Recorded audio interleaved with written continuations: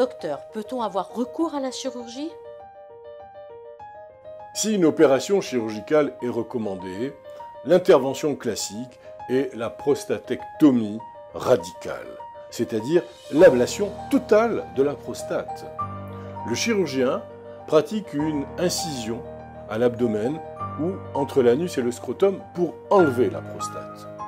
Cette méthode est celle qui entraîne les meilleures chances de guérir le cancer de la prostate. L'ablation, l'exérèse de la prostate, peut avoir des conséquences importantes, notamment l'impuissance et l'incontinence.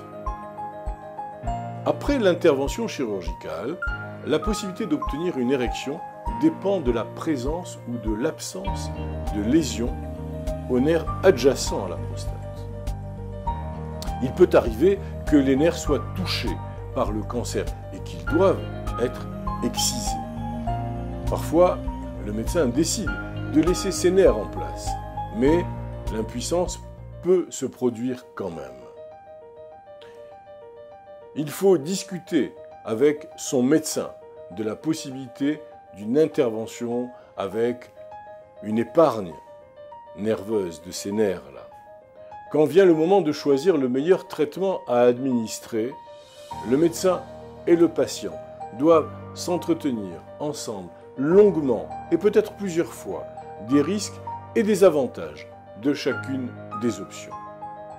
Les deux modalités de traitement peuvent entraîner des complications telles que l'irritation de la vessie, le dysfonctionnement sexuel et les problèmes d'incontinence anale, mais également la décision doit être prise en fonction de l'étendue du cancer, de l'état de santé du patient et de ses préférences, bien sûr.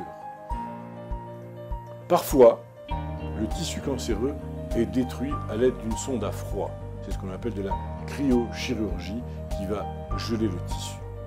Cette technique n'est pas anodine, elle peut également entraîner une impuissance.